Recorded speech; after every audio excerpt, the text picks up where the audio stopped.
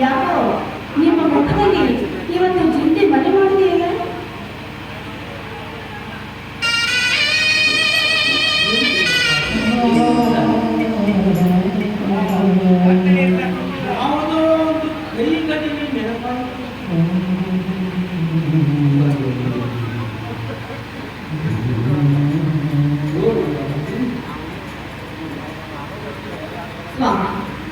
ಹಾಗಿದೆಲ್ಲ ಆಗಬಹುದು. ಈಗ ನಾವು ಅನುಭವಿಸ್ತಾ ಇರೋದು ನಮ್ಮ ಹಿಂದಿನ ಜನ್ಮದ ಕರ್ಮವೇ ಆಗಿರ್ಬೇಕು. ಅದಕ್ಕೆ ಈ ಜನ್ಮದಲ್ಲಿ ಇಷ್ಟೊಂದು ಕಷ್ಟಪಡುವಂತಾಗಲಿ ನಮ್ಮ ಬಾಳು. ಆದರೆ ಇದು ಶಾಶ್ವತವಲ್ಲ. ನಮಗೂ ಒಂದು ದಿನ ಬಡತನ ಬಂದು ಬರುವುದು. ಈ ಬಡತನ ದೂರವಾಗಿ ಸಂತೋಷದ ದಿನಗಳು ನಮಗಾಗಿ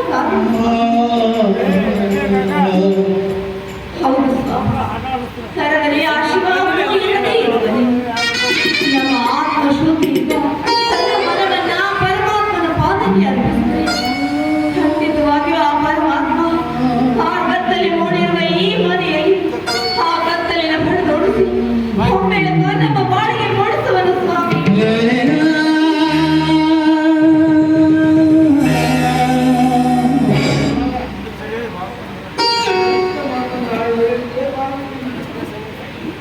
ನಿಜ ಸ್ವಾಮಿ, ಶಿವನು ಬಂದರೆ ಆ ದೇವನೊಲಿದೊಳಿ ಪರನು ಕೊನೆಯುವುದು, ಪರನು ಹೊನೆಯುವುದು.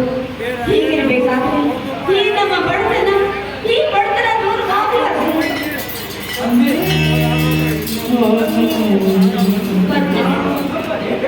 ನಂಬಲೇಬೇಕು. ನಮ್ಮಲ್ಲಿರುವ ಭಕ್ತಿ ಪರಮಾತ್ಮಗೆ ತಿಳಿದೇ ಹೋಗುವುದು. ಇಂದೆಲ್ಲ ನಾಳೆ ಆದರೂ ಈ ನಮ್ಮ ಭಕ್ತಿ ಅವರಿಗೆ ಮೆಚ್ಚುಗೆ ನೋಡಿ. ನಮ್ಮ ಬಡತನವನ್ನು ಹೊರತೊಡಿಸಿ ಇಡೀ ಪ್ರಕೃತಿ ಹೊಚ್ಚಿಂದ ಹಾಡಿ ಕುಡಿಯುತ್ತೇವೆ ನಮ್ಮ ಆನಂದವನ್ನು ಕಂಡು.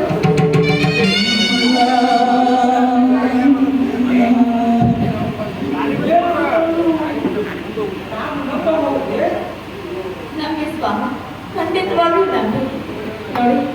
ನೀವು ಇದನ್ನ ನಂಬಿದ್ರೆ ಮಾತ್ರ ನನ್ನ ಮನಸ್ಸಿಗೆ ನೆಮ್ಮದಿ ಸಿಗೋದು. ನಂಬ್ತೀರ ತಾನೇ?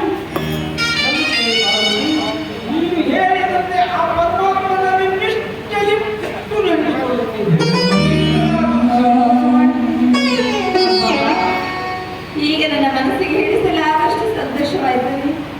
ನೀವೊಬ್ಬರು ನನ್ನಂತ ಇದ್ರೆ ನನಗೆ ಅಷ್ಟೇ ಸಾಕು. ಸ್ವರ್ಗನೇ ತಲೆಗಿಳಿದ ಹಾಗೆ